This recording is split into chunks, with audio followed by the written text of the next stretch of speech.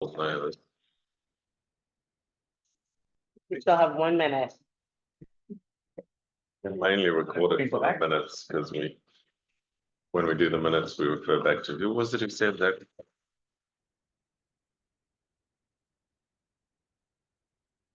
Often someone will quickly say motion second, and then we like, Yeah. who the hell said that?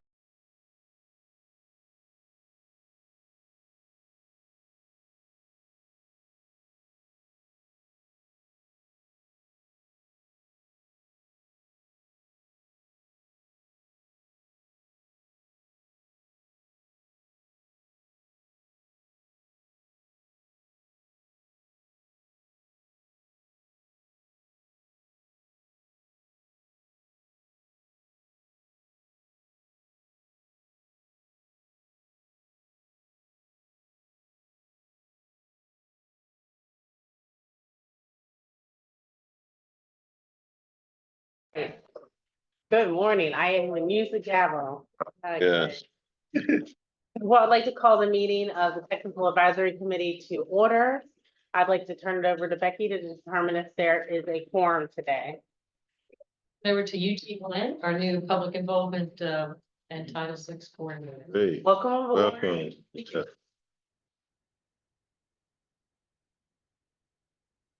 Amy Jackson, Here. Kathy Lehane, Here. Sam Amin, Here. Kathy Coffey. Here. Adam Derrick, Here. Melody Fowler. Amy Garbarini, She's online maybe, but I'm Matt Buick, RPT here. They're just coming on. Kate Gibson. Here. Christine Hoffner. Leon Hughes. Daniel Koenig. Cassie Lord. Stephen Minor. Nick Lewis, Here. Robert Schneider.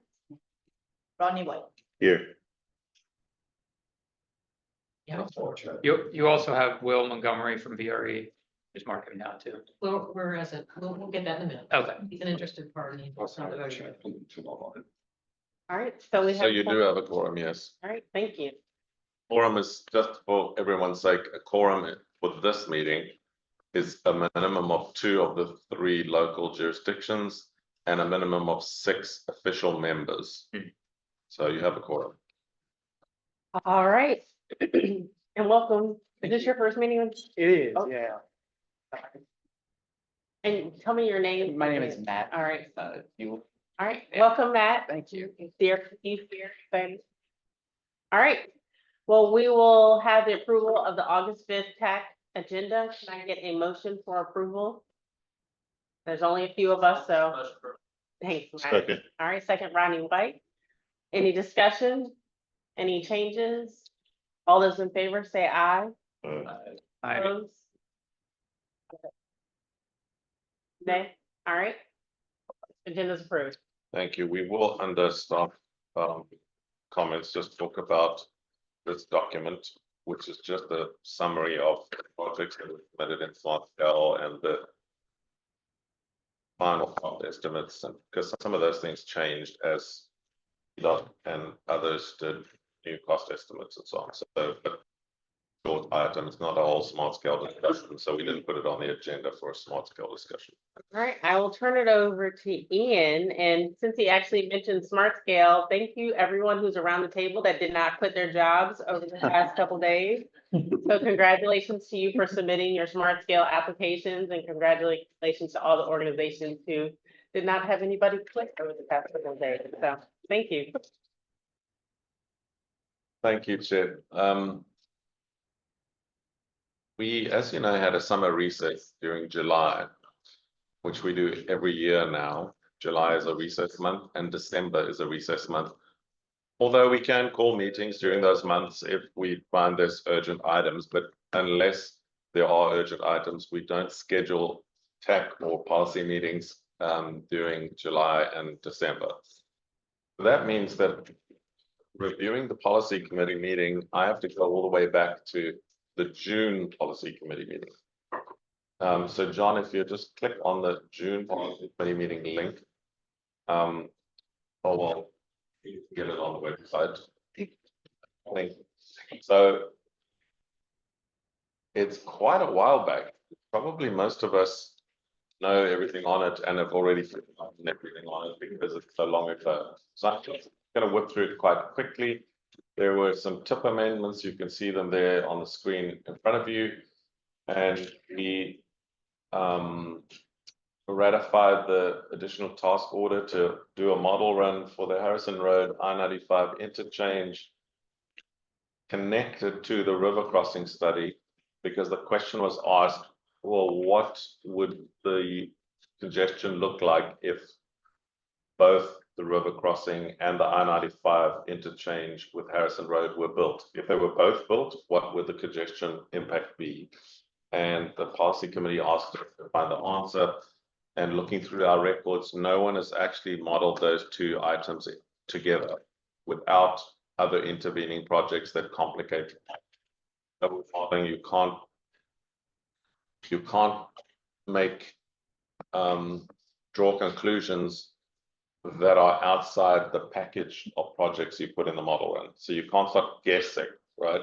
So we've modeled the river crossing a number of times, we've modeled the I-95 a number of times, but you can't just make assumptions that if you put those two projects in, it's going to be the sum of the two. It's not, traffic doesn't work like that. It also isn't the, yeah, I'll just leave it there. So we were asked to do that and we got approval to spend a few extra dollars to get that extra model run done. We had a briefing by Christine and Nick on the BRE system plan 2050. You got that briefing here, so we won't rehash that. The smart scale presentation was the last one before we got to final submissions. And those were just the letters approving the projects that were going to be submitted. The RTA subcommittee officially closed in May, and so we just provided an update to the policy committee on what had happened in the subcommittee and provided a summary of the discussions. The next items just dealt with the changeover in leadership. So the new policy committee chair, Supervisor Laurie Hayes, was elected, and voted thanks for the outgoing chair. And then we had some correspondence. Those were letters supporting our SS4A application, which we haven't heard yet. We're still waiting to hear if we're going to get an award this round in the SS4A federal funding. And that concludes that agenda. So that's just to refresh your memories as to what was happening at FAMPO before we went into the July recess. Thank you, Chair. If there are any questions, but I doubt anybody has any unless they are new. Any questions for Ian? All right, we'll go to the next item on the agenda, number 5, public comment. Comments and questions from members of the public are welcome at this time. Staff will also read comments submitted by the public prior to the meeting. Any members of the public wish to come? All right, and anybody online, Dr. Rado? Nothing online. You have a letter? Okay. Any letters or correspondence? No, Okay, all right, thank you. It's been a quiet July. Yeah, you're quiet a lot. Absolutely. August is here now. Absolutely. Happy birthday to me, not today. Because I would not be here. No, I'm kidding. I would be here. Consent agenda. I'm not normally this funny, and I'm not the chair. I'm just vice chair. So you will not get this meeting. Approval of the June 3rd TAC meeting minutes. Can I get a motion for approval? Motion for Thanks, Melody. Can I get a second? Second. All right, thank you. All right, all those in favor, say aye. Aye. Those opposed? All right, next item on the consent agenda is the endorse. I should have just done consent agenda all at one time. Matt, you knew that I was messing up. It's been a while, James. Last week was. All right. Yep, you're still in last week. Okay. I'm not still in last week. Thanks to Mike Craig. All right, endorsement of resolution 2501. Can I get a motion for approval? And a second for that one? All right, thank you. Sorry, those were on the consent agenda, so they should have been. Your name again. Matt. Okay, Matthew and Matt, both. I know, right now. That's gonna be Maybe I should. It's gonna be interesting. All right, the next item on the agenda is item number 7, the endorsement of resolution 2502, which is approving modifications to the FY 24-27 TIP to adjust funding for 2 projects, which are the maintenance, preventative maintenance and system preservation and maintenance, preventative maintenance for bridges, which is an action item. Does VDOT want to speak to this item at all? No. Okay. You- Any questions? Can I request that we do 2502 and 2503 together? Anybody have any objections to that? All right, then we'll endorse resolution 2503, directing a public comment period for amendment to the 24-27 TIP to add a new project PPC 120-943 Germana Point Drive extension. So we'll vote on those 2 items together. Anybody have any issues with that? All right, can I get a motion for approval? Second. All right, we got Matt and Rodney. Any discussion? All those in favor, say aye. Aye. All right, any opposed? All right, both items on the TIP amendments and modifications have been approved. We'll go on to action item number A, or letter A, river crossing updates. Dr. Ridow. This could be the shortest TAC meeting ever. All right. Don't say that now. Good morning, everybody. I'm gonna just provide you with a quick update to the progress that the river crossing, in terms of studies making. Probably the most recent thing that we've done is we actually provided some of the materials to the BPAC committee, Bike and Pedestrian Advisory Committee. And what we were just letting them know is, hey, this is what components of the study we're interacting with the trails and other facilities within the study area, and kind of starting that conversation of, okay, how do folks really want to potentially connect into this? As a reminder, within our corridor studies, we're taking a very large swath of about a 250 foot wide corridor.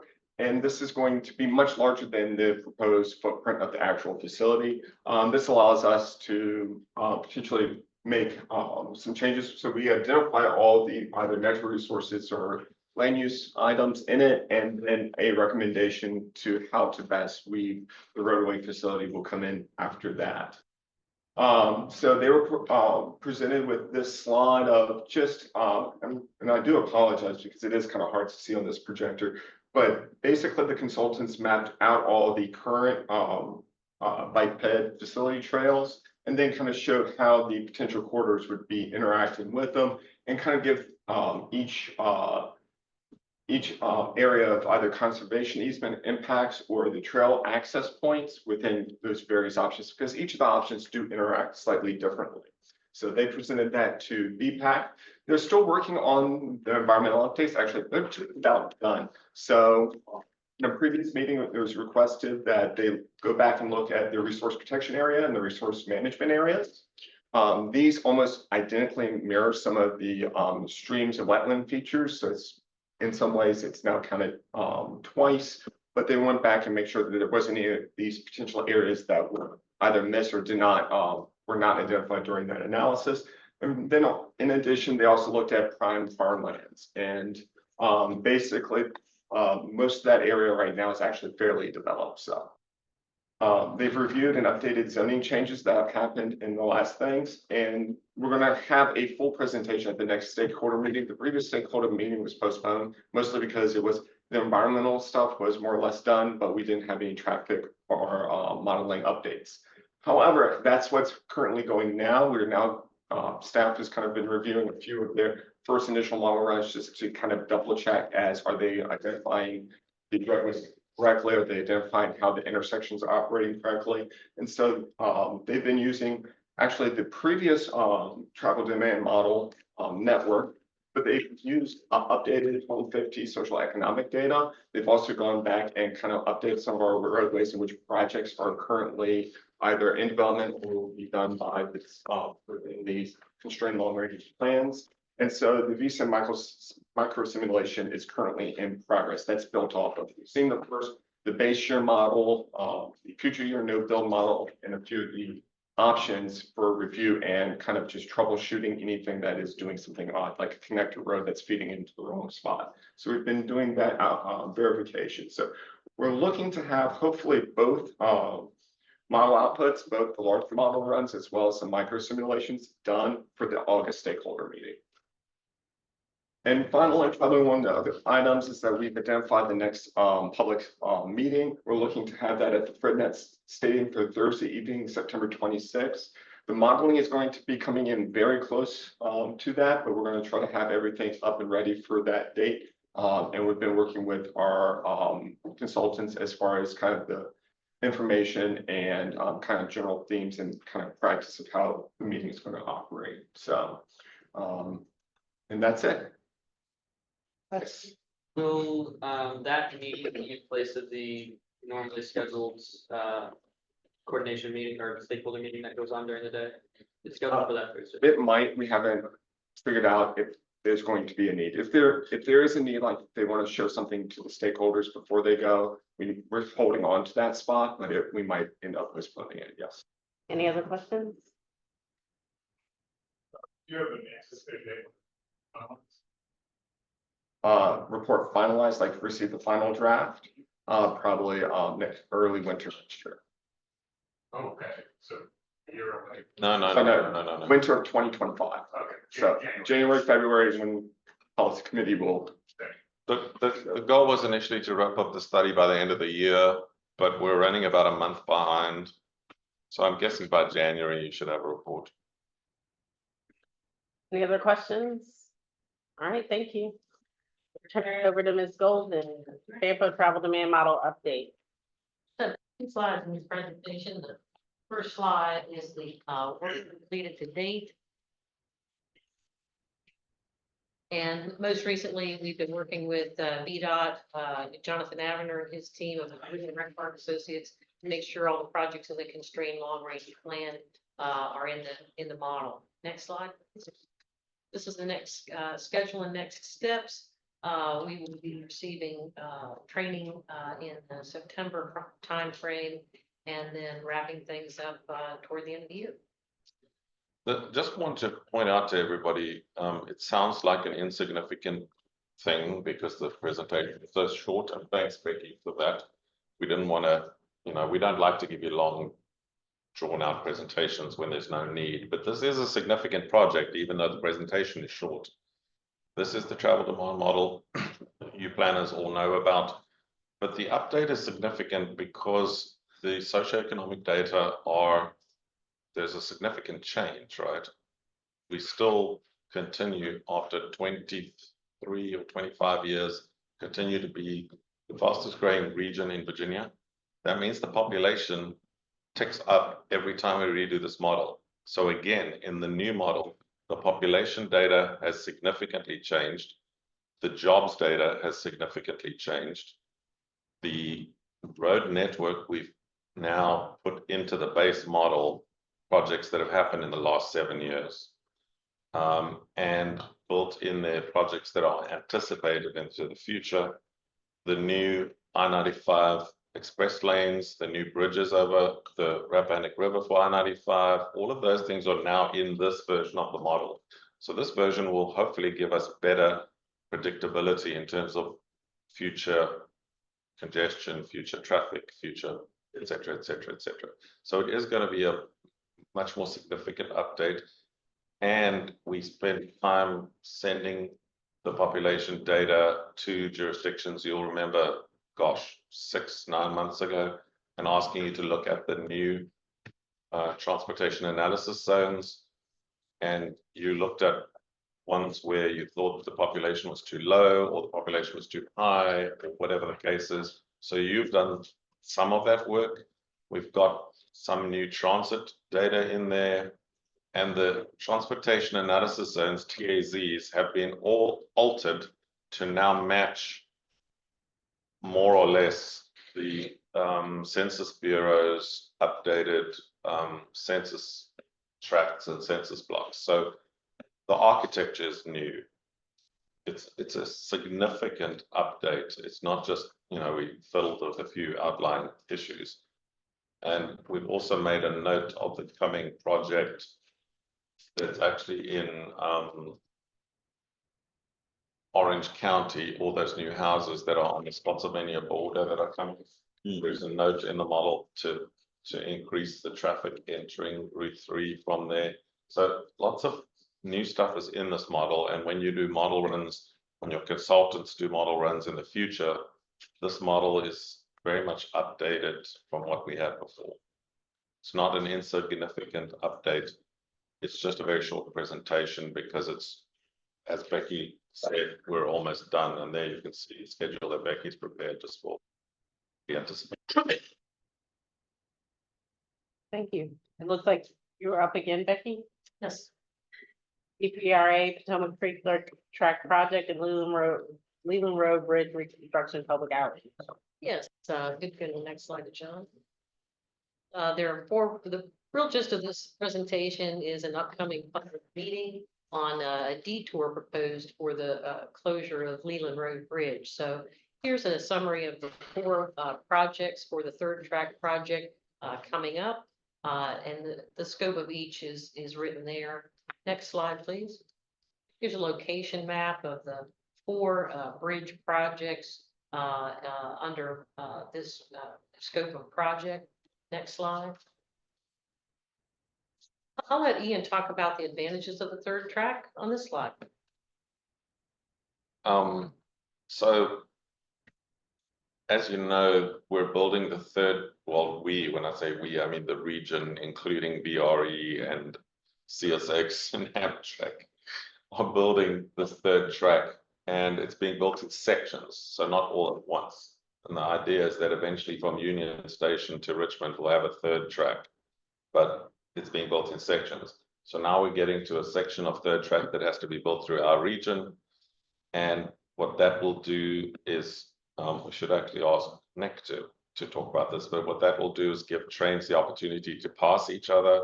So right now I use Amtrak, almost, every other week to commute down here for work and to get back. And I can tell you my afternoon commute is always delayed.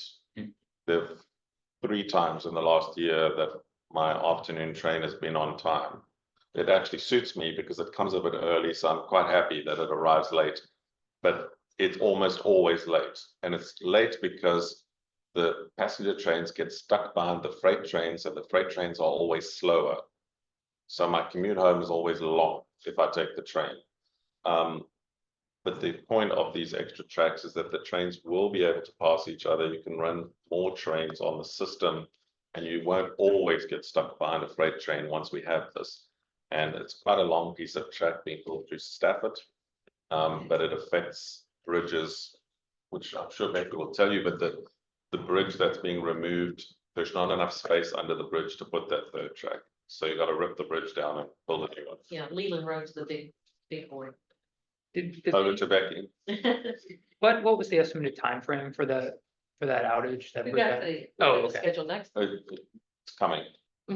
Here's the look of the Leland Road Bridge. The bridge is currently in bad condition, and it also does not have the clearance, as you can see, between the piers for the third bridge. So the project will increase the horizontal and vertical clearance for the third track. Next slide, please. They looked at the advantages or possibilities of trying to leave the road open, but the closure is necessary as it points on this slide. The road closure is going to be about 22 months. You may as well count on 2 years. Next slide. They've had an extensive public involvement, stakeholder engagement. This just shows the flow chart of their activities. This is the VPRA themselves are reaching out with extensive stakeholder involvement. Next slide. They propose a vehicle detour and then a separate detour for trucks. It's on this slide. And they've been working with VDOT on the reasoning and justification to try to minimize the disruption of traffic by significantly separating trucks versus the vehicles. Next slide. And this is the last slide, their public meeting on the detour and road closure is September 18th at Conway Elementary. And then there's the entire project schedule at the bottom of the slide, with, winter 2028, as completion. And again, the Leland Road Bridge project itself, is 22 months of closure of that road.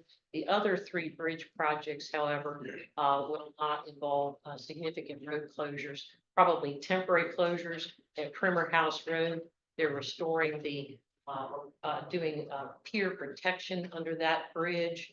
And at Harold Drive, they're building a new bridge across that road. The third one is across a creek, so it doesn't involve any road disruption. But the Primer Road and Harold Drive will be temporary closures to protect traffic while the construction is going on, not a full closure as at Leland Road. That concludes my presentation.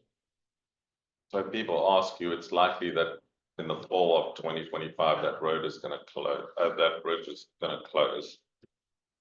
They will come back to us with better dates, but that's just a rough shot in the dark. Sometime towards the end of 2025, the road will close for 2 years. Maybe only the beginning of 26, but we're waiting for the more up-to-date information.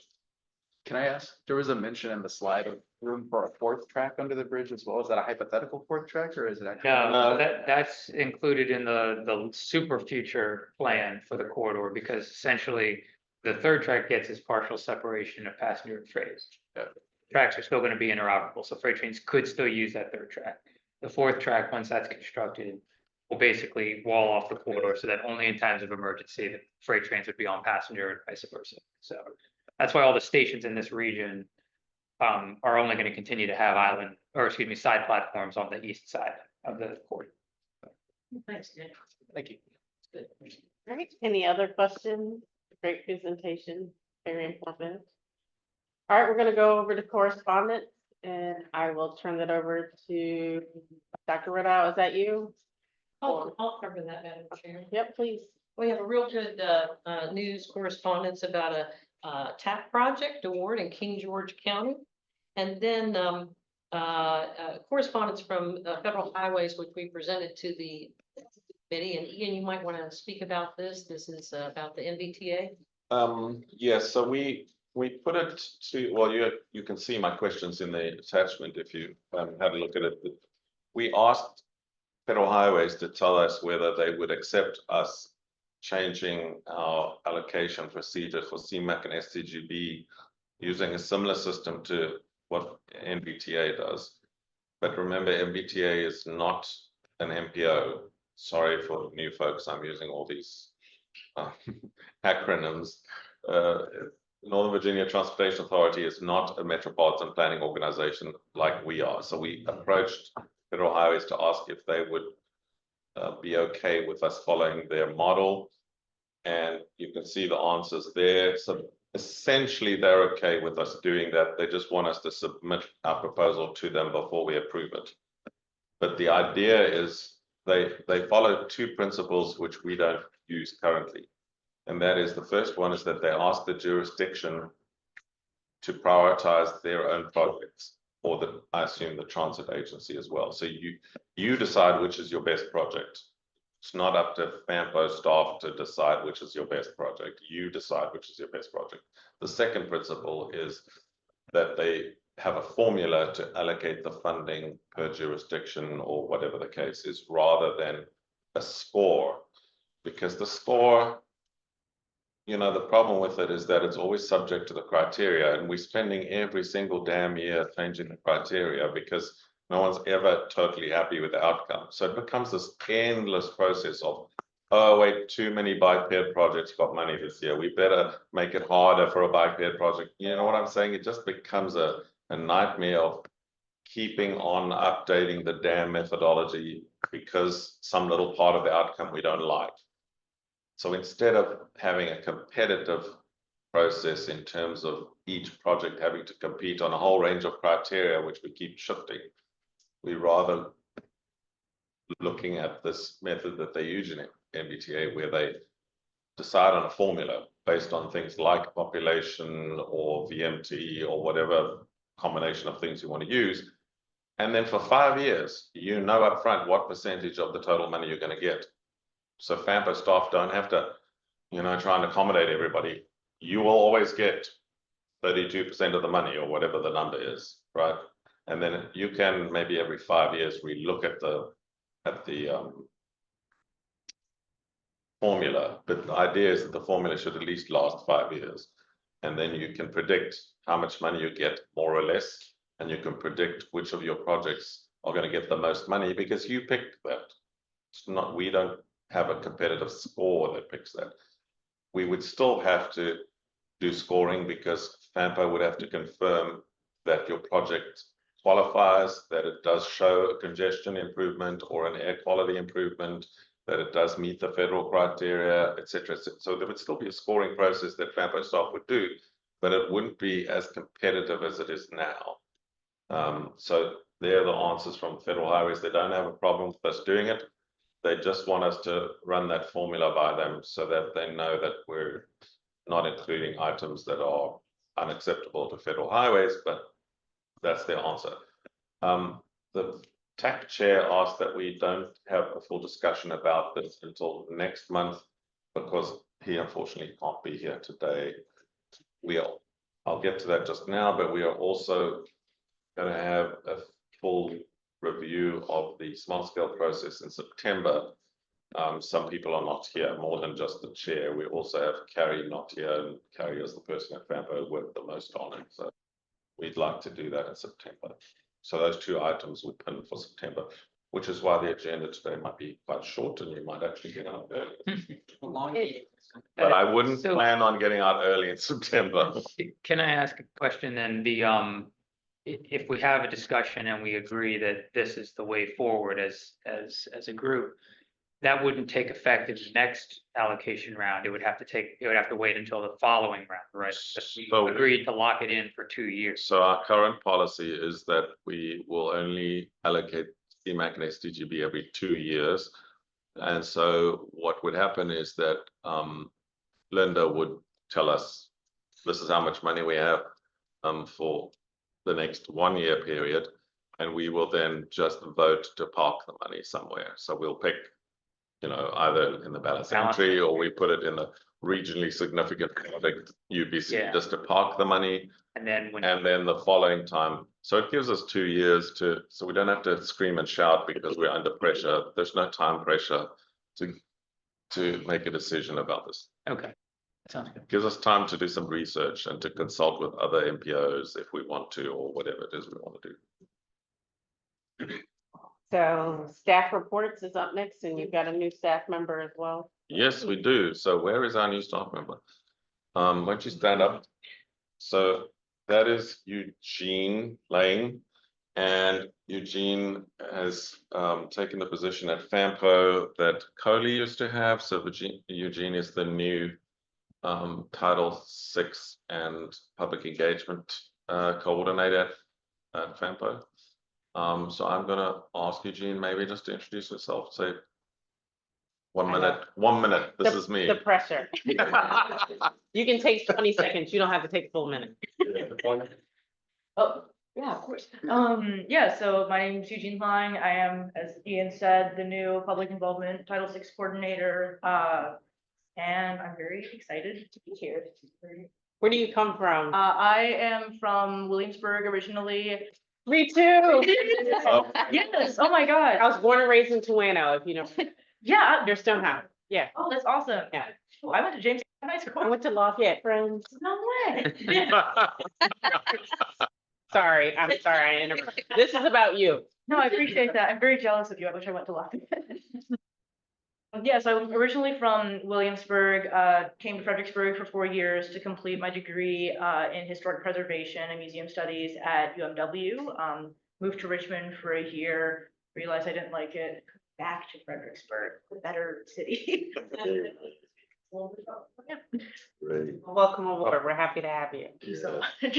Know you're good people because you're from Williamsburg. There you go. Back to Okay. staff report. John, if you could enlarge that a little bit. I think we have a good shout out here from the VTA.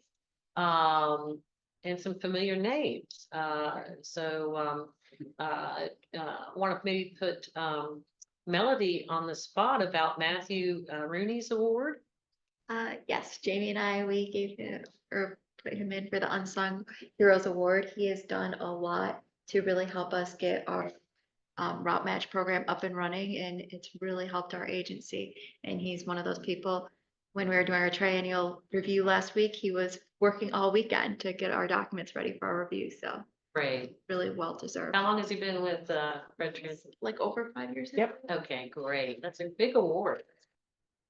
For Jen DeBrule, with that top award there, and then Bob Schneider with an award, and then one of our own, Nick, getting the Leadership Institute to graduate. You want to tell us anything about that, Nick? Well, I'll just say, I mean, I think it's too late for this next round, but if anyone at your organizations is at all interested in, or you think that they're kind of at that point in their career where they're trying to level up between maybe entry-level employee to something a little more serious, it was a very informative program. We basically did a whole year's tour around the state to different transit properties, did some advocacy work at the General Assembly session on Advocacy Day in Richmond in January, and some other cool odds and ends. And then, of course, we culminated at the BTA conference earlier this year. So I guess it's usually the applications happen in the summer and then they select the candidates in August. So I highly encourage you to nominate one or more of your staff members to it. Great. Okay, the next correspondence is the press release about the 208 Park and Ride VRE feeder service. Rodney or Jamie, Melody, you want to tell us about that good news? Okay. Melody again. Is it good news? I hope so. So we have started our new service, and so far we are getting riders on it, so that's exciting. And we are looking to up the marketing, and we have some ideas how to do that. So it went into effect July 1st, so we're Great. short and sweet. And is the paving and restriping of the 208 commuter line? Yes, that's completed. VDOT put up a new shelter. I know Jamie and them were working on putting the second one for this service here. It looks really nice. We went by last Yeah. week. Yeah, we need to get some photos. Yes. posted on our website. That's great. Can I ask a quick question? Maybe this is more of a Matt Rooney question, but for the PM run, back from Fredericksburg, are your drivers being told to wait for trains that are late? The train that's. Yeah. Okay, so there is that kind of guaranteed connection kind of component to it. That's okay. That's good. A lot of late trains this summer, that's why I asked. Yes. Yeah. Restrictions. With the, yeah. Good. Great. Next item, Mike Craig, you want to talk about the comp plan, Fredericksburg City comp plan update? Thanks, Becky. We're doing our comprehensive plan update. So our planning cycle has been, over the last 7 years, we focused on small areas, broke the city down into 10 areas, took a real detailed look at each area. Got to a pretty focused level of things like transportation improvements, intersection improvements, dovetailed with stores and broader efforts here. But this is the opportunity to step back about 10,000 feet higher in the air and look at how all those systems connect. So we're looking at more than just transportation, but I'll talk about environmental, open space, historic preservation, business opportunities. I encourage all of you all to log in and take the survey that's on the website. It's not narrowly focused on residents of the city. Everybody in here, we're all here right now in the city, people interact with the city on a daily basis, and we're looking to get as much information to folks as we can. So don't feel limited if you work with Bozeman County, for instance, right? We'd love to hear what you're saying, so please do that. You'll see a series of meetings going on. We're midway through the community conversation aspect of this, and we're turning into kind of content development, and that's going to occur in the fall. And then that's why I asked about the report on the river crossing. We're going to have to wrestle with some big questions here. Our current plan, for instance, shows an interstate interchange. So Virginia, is that viable? Should we switch over to a river crossing? That's a big system. That one south, is of interest in Lafayette Boulevard. If you guys, saw the Area 10 plan, I think we brought that up in a meeting here. The old plan for Lafayette was a 4-lane, basically highway through the areas of Lafayette that are more residential neighborhood in character. So we have changed the planning for that. So how are we gonna focus on these transportation elements? How are we gonna prioritize that? One other thing that's come up a lot is what we're gonna do about Route 3. We had a STARS effort on VDOT's behalf, which they did a ton of good work on. We never quite made a conclusion with that. So that's something too that I think. Please log in, want to hear your thoughts. I know we're meeting with some groups already, and if you guys want to meet with us too, please let me know. Thank you. Great. And the last staff report is a reminder about the VDOT statewide update to the federal functional classification system. We've got I don't think there's any need to roll through that document on there, John, but Ian, is there a time frame at which later in the year at which comments on that the federal functional classification will be wrapped up by locality? Well, I think VDOT's looking to get the comments fairly soon. I know Vampo has asked the state at central office level to not rush this because they want MPOs to be given an opportunity to comment. Please, each jurisdiction, look at the work that VDOT is doing. They've made a list of roadways that they think should change classification.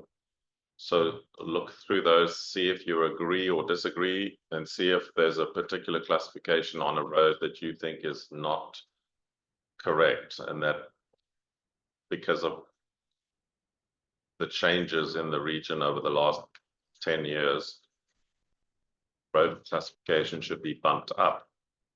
For example, is Route 3 the right classification today? But these changes were last made 10 years ago, and after we adopt the changes now in the next few months, they're not going to change these classifications again for 10 years. So this is your one shot to make comments, to suggest changes. You won't get this chance again for 10 years. So please do look at those as a jurisdiction and send your comments to VDOT now. They're going to ask Vampo to give a letter of support recommending the changes that are agreed to. So don't wait. Please, now that Smart Scale is done, please look at these functional classifications. Reach out to VDOT with your queries or comments or whatever else, because we're going to, in short, time period, bring you a recommended resolution of support for the changes. And by then we need to know what your comments are, not after that. So by the time the letter ends on our agenda here, it's too late to go back and make changes. And I might point out too, that the functional classification is permissive.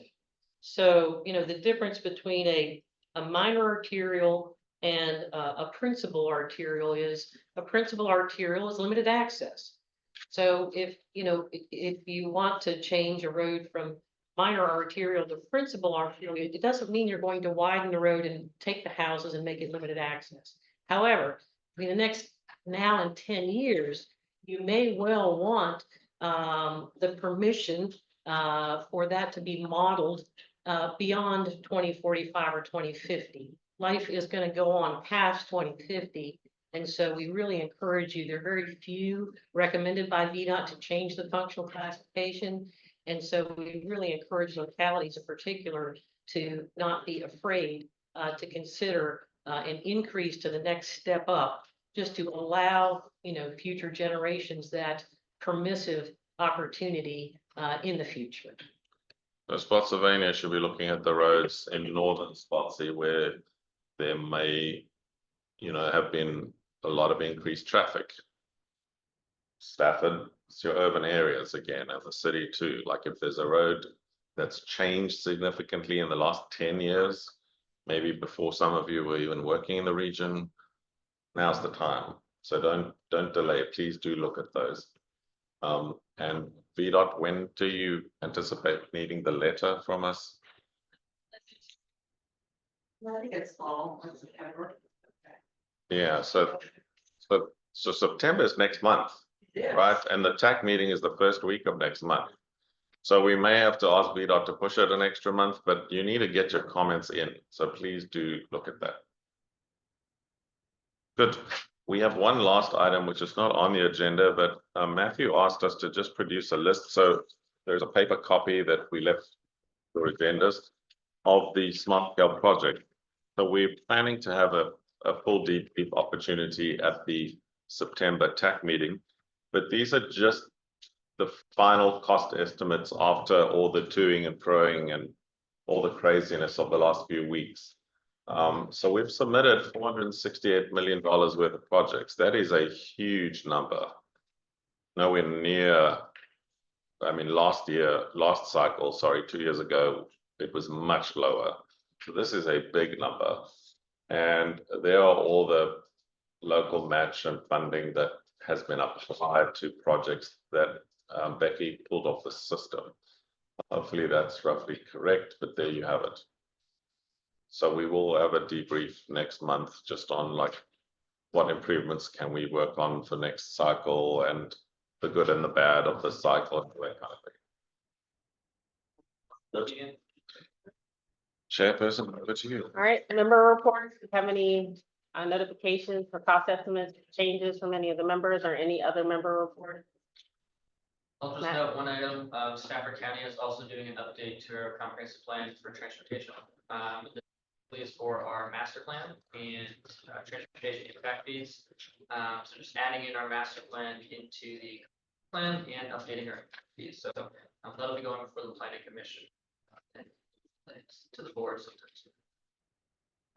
So if you live in Stafford or work in Stafford, pay attention. So all the projects you see here on the smart scale list are that update. All right, our next meeting is September 9th. It's gonna be super long and it's gonna be all Paul's fault. So just remember that, We starting at 9, we starting at 9:30? 9:30 is still Oh, the time. Okay. Yeah, it's all Paul's fault. That's all you need to know. Pennsylvania County. And lunch if, so, I didn't say that. I didn't. yeah. After 3 hours, yeah, you're supposed to provide lunch. All right. Can I get a motion to adjourn? All right, and second for the motion to adjourn. All right, all those in favor say aye. Aye. Say aye. Bye. Enjoy your Monday. Great. It's good to get time back sometimes, right? We need to think about it. Anyway.